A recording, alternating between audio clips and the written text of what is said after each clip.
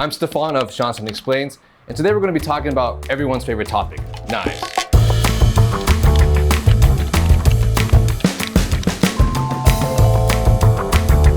In this episode, we're going to learn 3 things.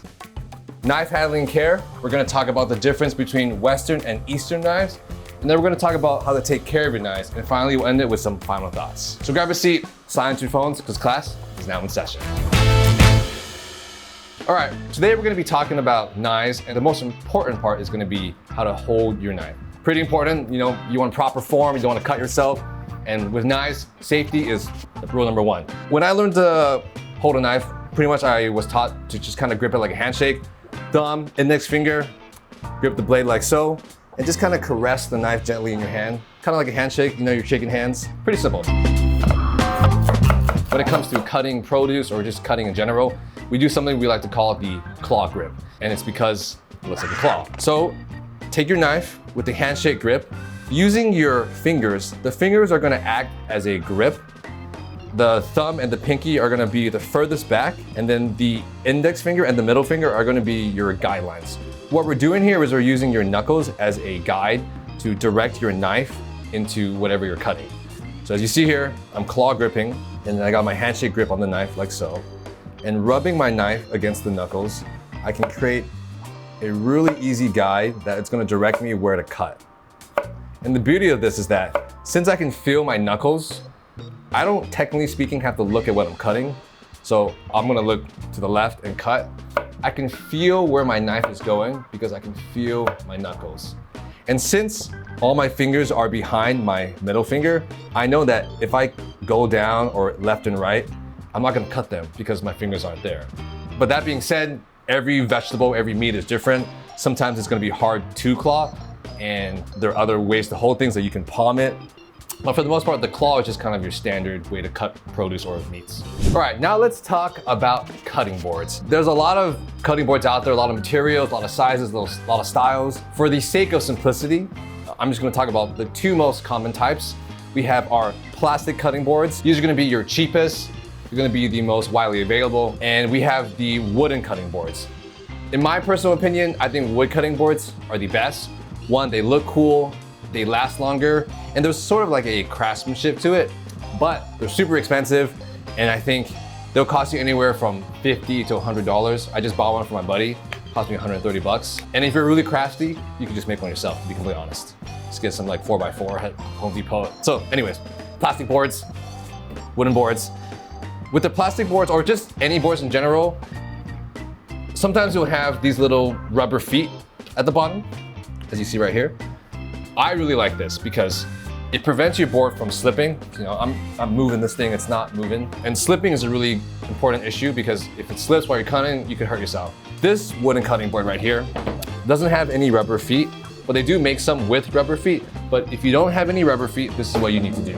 And this applies for both plastic, wooden, any kind of cutting board really. This is kind of like a chef hack about how to stabilize your cutting board. So just grab a paper towel, and what you're gonna wanna do is just wet it in some water. And you just kind of fold it like this, and then set it on your table. I'm gonna do another one real quick.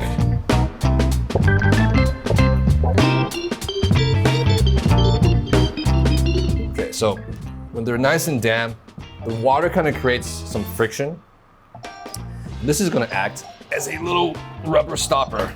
So when you do this, like this thing's not going anywhere, Chef hack 101, baby. Finding the right knife is like dating. There is plenty of fish in the sea. It helps to know what you're looking for. And sometimes you just gotta try things out until you find the right one, which is a quote from my book, insert graphic here, coming out in November. And when you're dating, you want the best option. And if you're gonna date one person, it should be the European chef knife, which looks like this. I have before you here 2 styles of chef knives. As you can see, this one is gonna be a chef knife with a full bolster, and this one's gonna have a half bolster. So you can kind of see right here, there's kind of this big metal thing at the back of it. This is a full bolster.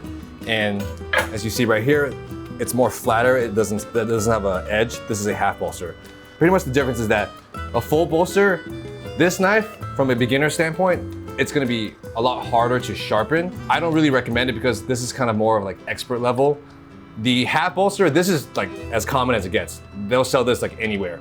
And this is way easier to sharpen, so I recommend getting a half bolstered chef knife. 8 to 10 inches is perfect. Also, but with the full bolster, it does act as kind of like, it gives you more grip. As you can see, there's actually something to kind of pinch. And sometimes the full bolster is good for like whacking bones, just a little bit more oomph. And that's kind of the reason we have it. And also, chef knives are really universal and they're really great because they have this, as you can see, kind of a curved blade. And this curved blade is great for rocking cuts. It makes it easy just to do anything in the kitchen. The second knife that everyone should have is a bread knife like this. As you can see, this knife looks a lot different. It's longer and it has a serrated blade. And serrated are pretty much these like little jaws or pointy things at the bottom. And what this does is it grips onto food. It's like literally like a chainsaw. And it's really useful for foods or like items that have a really hard shell and a soft interior, like tomato or bread. And the last knife of the quiver is gonna be a paring knife. It's a smaller knife like this, and it's really good because one, it's shorter, which is good for smaller tasks like cutting fruit, pitting fruits, like devining shrimp, pretty much anything that doesn't require this.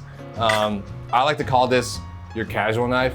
Sometimes I don't feel like grabbing a chef knife. I don't want to wash this big lunky thing. So I'll usually cut with this. So big, medium, small. This is going to cover your essential Western knife quiver. All right, we just talked about Western knives. So now let's talk about Eastern knives and what the differences are. Western knives are mostly going to be heavier, while Eastern knives are going to be on the lighter scale. Western knives are going to have that curved blade like I showed you earlier, and Eastern knives are more of a straighter blade. The curved blade is good for rocking cuts, while the straight blades are great for slicing. Ultimately, the difference between Western and Eastern knives really comes down to two things: precision versus power. But what does that mean? Well, with precision, like specifically in Eastern knives, you're gonna have a blade with a single bevel. What a single bevel is a blade with just one edge, as you see in this illustration here. What this allows it to do is have a sharper edge. It's gonna retain the sharpness, and it's gonna really have the ability to slice things really finely. So when you see, sushi chefs slicing sashimi really thin or just really beautifully cut, that's usually a single bevel knife. And with double bevel, it's gonna have more, it's not as precise, but it's more all-purpose. So you can really use it for anything like power cutting, power chopping, power mincing. I'm just saying power, but it's just all-purpose. Like you can use it to chop meat, bones, things like that. And one more thing about knives, we gotta talk about the steel that these knives are made out of. Eastern knives or Japanese knives are typically made with carbon steel, which is a harder steel, which is great for precision cuts because it holds its edge longer. And with Western knives, typically speaking, they're made with softer steels like stainless steel. And as you all know, stainless steel is super easy to maintain, really easy to take care of, but it is softer, so it won't hold its edge for that long, so it does require more sharpening. All right, these are kind of the 4 most common Japanese knives. That being said, there's literally like a ton of them, but these are the ones that you're mostly gonna see and that you can buy online. I'm gonna start with the Santoku. This is your traditional Japanese knife. When I think of Japanese knives, this is it. It's gonna have a flatter blade, as you can see right here. And earlier I talked about curved versus straight. This is gonna be a curved blade. This is gonna be a flat blade. As you can see, there's quite a difference here. It's not as easy to rock with this, but that's the difference. I got 2 versions here. I have a really, really pretty one, just a classic standard Santoku. And I have one here with some dimples. These dimples are gonna be good for preventing food separation. So when you don't want food sticking on your knife when you're cutting, that's what these dimples are good for. The next knife here is a gyoto, which literally translates into beef sword. This is Japan's version of a Eastern chef knife. As you can tell, it looks just like our chef knife over here. The only difference is that, traditionally speaking, it's gonna be made with carbon steel. So this is a really good combination of a hybrid knife that has both Eastern and Western features. And when I say Eastern, it's mostly just like Eastern design, because mostly, typically speaking, Japanese knives do have nice wood handles like this. The next knife is called the bunka.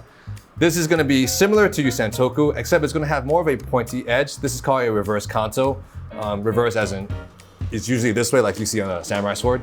And what this little pointed edge is good for, traditionally speaking, is for like puncturing meat. I'm not gonna say what kind of meat. Nowadays we use it to like score veggies or like fruits and things like that. So, and last but not least, we have the nakiri. This is gonna be just kind of your cleaver or more of like your vegetable chopper. The Chinese have a vegetable cleaver that's bigger and like fatter. This is kind of Japan's version of it. It's really pretty and it's a little bit flatter and wider. And it's good for like, julienne cuts and things like that. So yeah, these are kind of the most common varieties of Japanese knives out there.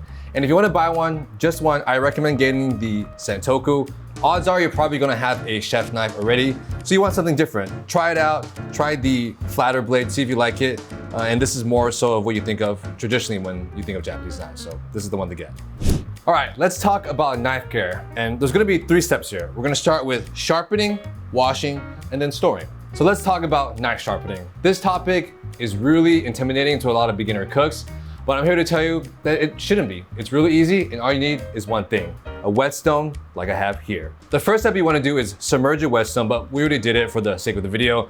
Let it sit in this bowl for around 15 to 30 minutes. What's gonna happen is when you submerge it, a lot of bubbles are gonna come out. That means that all the air inside the whetstone is gonna be released and being filled with water. Once it's done soaking for 15 to 30 minutes, you can go ahead and remove it. And you wanna go ahead and set it on something that's sturdy, that's not gonna move around too much. I bought this online, cost me like 20 bucks, and it came with this nifty little bamboo holder. What you wanna do is just set it in here, and this is good to go. And you also see that there's 2 sides here, the blue side and the white side. You see the number 1000 and you see the number 6000. This refers to like the grit of the stone. 1000 is gonna be a rougher grit, so you wanna start on the blue side. You wanna finish off with 6000. So what essentially you're doing is you're shaping it, you're actually like removing steel on the blue side, and this is gonna be polishing. The most important part about knife sharpening, always keep the stone wet. So I always like to grab a little bit of water and I just kind of like to dab it on there. I also like to wet the knife too, just so a little less friction. It's all about angles, and you want to set the blade down at around a 15 to 20 degree angle. And I know by hand is a little hard, but what a good tip I learned is that, this is 90, cut this in half, it's 45, cut this in half, and then it's 22.5. I'm good at math. We're gonna look at the knife like it has 3 sections, kind of the back end, the middle, and the tip. Grab the knife, you're at your 22.5 degree angle. Use your fingers, 3 fingers, right up top, right up here. This hand is not gonna be a grip hand. This is just to guide the angle of the blade. So I got my angle, I got my hand here, gently grabbing the knife. I'm just gonna go backwards and forward, holding that angle, using my left hand to really apply pressure, not too much pressure, just enough pressure to, shape the knife the way I want it to. I'll probably do it like, 5 times. And once I'm done with that, I'm gonna shift it over just a little bit to get the middle. And I'll repeat the same process. And once that's done, we got the 3rd edge. This is the fun part. Instead of going up and down, we're gonna do more of a slicing motion because it is curved, which looks like this. It's gonna be a little bit harder to maintain that angle, which is why you really want a lot of pressure on this hand. This is gonna guide you the right way, just like that. I'm gonna do the same thing, but the reverse. So I'm gonna start out just like here on the back end, back and forth. Really trying to maintain that angle. And so, okay, it feels pretty sharp. It looks pretty good. I'm looking at it. Everything looks pretty straight. And I think I'm ready to move on to the next step, which is polishing. I'm gonna take the whetstone, I'm gonna reverse it and put it on the white side. And then more water, the better. I'm gonna do the same exact thing on both sides.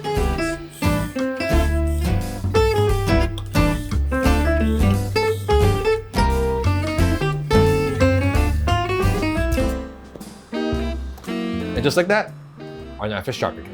And when it comes to sharpening, there's another object you might see in the kitchen, like this. This is called a honing steel, and contrary to popular belief, it's not for sharpening. What this is meant to do is keep your knife blade straight, and it's more of a maintenance tool. So when you're cutting your knife over time, that blade or that edge is gonna kind of go to the left or the right. And what this honing steel is gonna do is gonna make that knife edge straight again, like this. If you've seen it on the TV shows, a lot of the pro chefs like to look cool, and they kind of do it freehand like this, which I don't really recommend doing because 1, it's super dangerous, and it's kind of hard to get the right angle, but it does look cool. What I recommend doing is taking the honing steel and actually sending it down like this and performing the maneuver like so. I'll do 5 times on one side and then 5 times on the other side. Yeah, just kind of take your knife, start at the back and just kind of drag it down and out while maintaining that angle. This will keep your blade edge straight. Straight edge means sharp cuts. If your knife is feeling dull, try honing it first. If it's still, not as sharp as you want it, then you can move on to the whetstone. So that's the honing steel. A great tool to have, super cheap, and most of the time they will come in cutting blocks anyways. And the final step for knife care is washing and storage. You don't ever want to throw your knives in a dishwasher. One, it's just like bad for your knife.